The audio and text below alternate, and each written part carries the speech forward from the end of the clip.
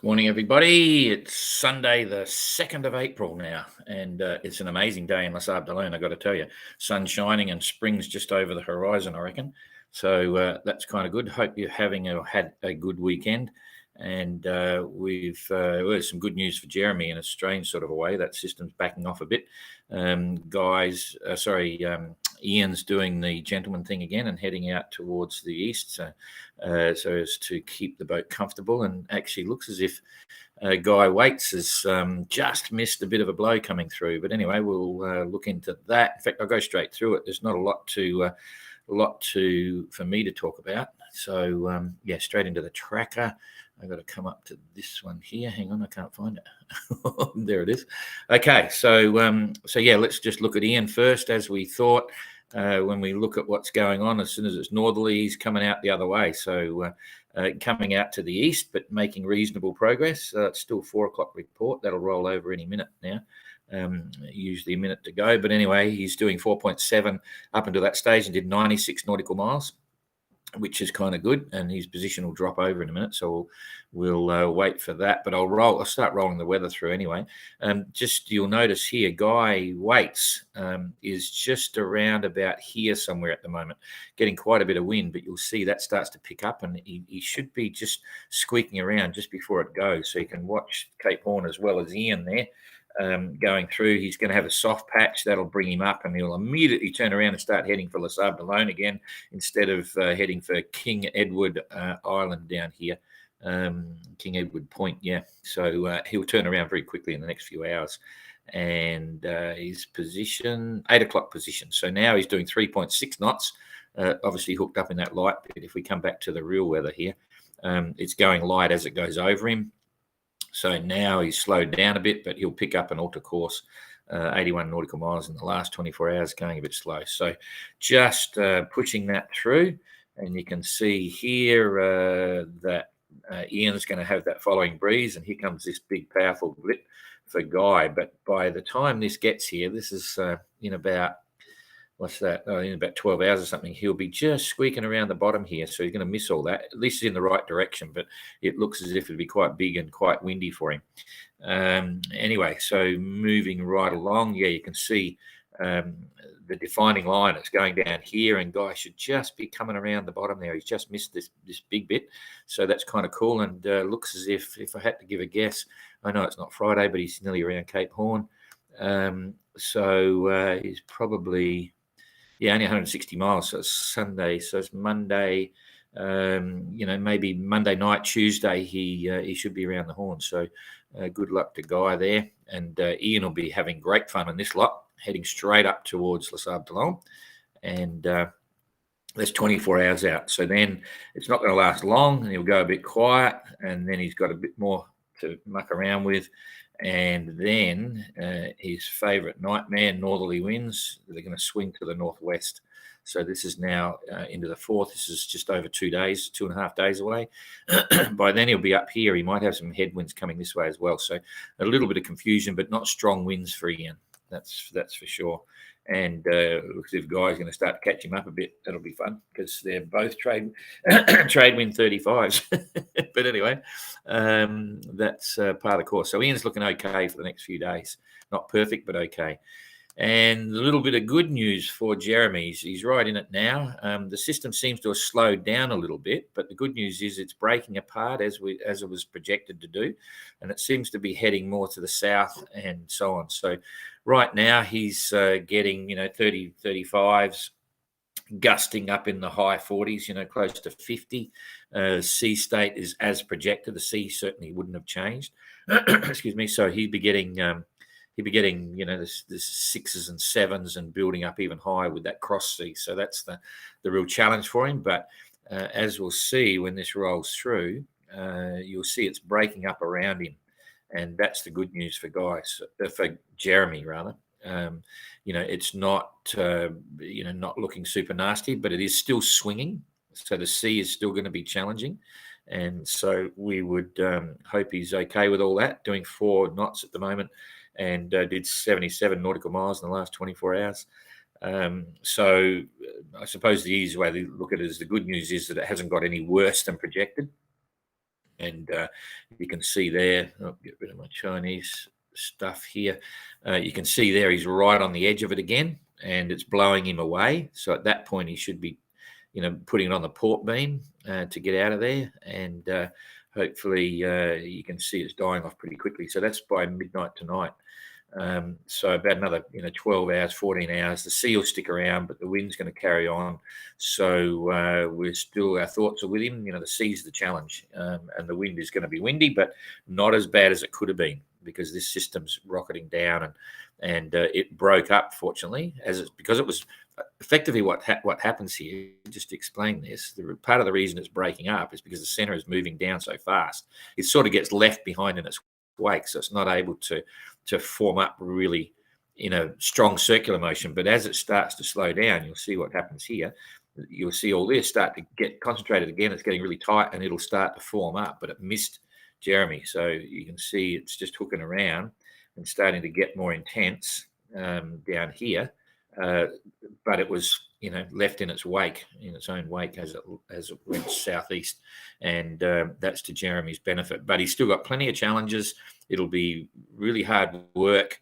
He'll be frustrated, and when I say hard work, a lot of it's psychological, because you can only do so much with the boat. You set it up, you go down below, you button the boat up, and hang on for the ride. And as you notice things change, you got to go out again and work out what's going on, because the sea will definitely be changing for him. I gave a bit of an overview of that on a live video last night. Part of the reason for that was to look after the YouTubers, because the YouTubers don't see Facebook updates at all. And I was going to do a written update, and then I thought, the YouTube guys won't get it. So I decided to do a video update, entrant update, to explain what was going on, and that keeps all our followers on YouTube happy as well. So we might do a bit of more of that as we go forward, and it's something we'll think about more for the next edition of the GGR as well. So so that's in the next 24 hours into the third, and then carrying on with Jeremy. He's going to be able to relax for sure, because by then he'll be coming up here. He's got a nice following breeze. The sea will back right off, and he'll be thinking, why me? Why am I getting all the blows? But anyway, and then it'll go light and so on. But he's sort of getting up there. And if we look at the big picture here, we go back to see where he is in the scheme of things. There is no trade winds here at the moment. We'll see what happens, but this is where there's supposed to be all the big southeasterly trades. And he's got local weather. He'll be in this area here somewhere. I wonder if it's going to come back. Very confused. Yeah, there's a bit of a trade wind happening there. So he'll get a reasonable ride up the top. Yeah, here it comes. So that's still a couple of days away. Well, it's still not strong, eh? It's still very, very ordinary. So anyway, let's hope he gets through the next 18 hours, and then he can start to relax. So what's happening up here with Captain Goog? We'll look at that first. I know he's got mild conditions. He's happy with his life, happy with himself, happy to show his emotions, get happy and sad and cranky when he wants to.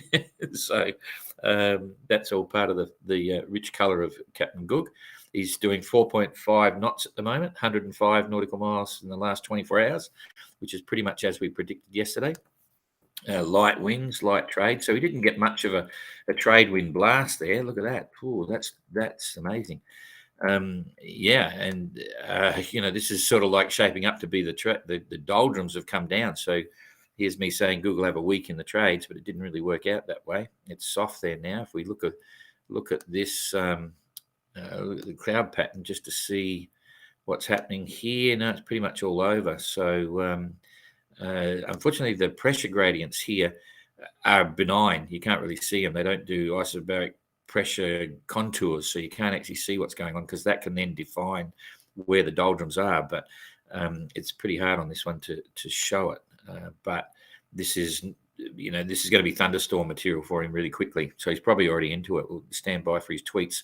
But it's entering the realms of the doldrums already. So that's the good news. Okay, he didn't get any trade winds, but he's in the doldrums maybe, and the quicker you get into it, the quicker you can get out of it. But now he's got all the fluky stuff that's going to be here, local thunderstorms and all that sort of stuff. The same as what the leaders up here experienced and now into the trades. So, I mean, there's not a lot to show now for Good going forward, just that light stuff. Trade is trying to come up and give him a bit of a push again behind.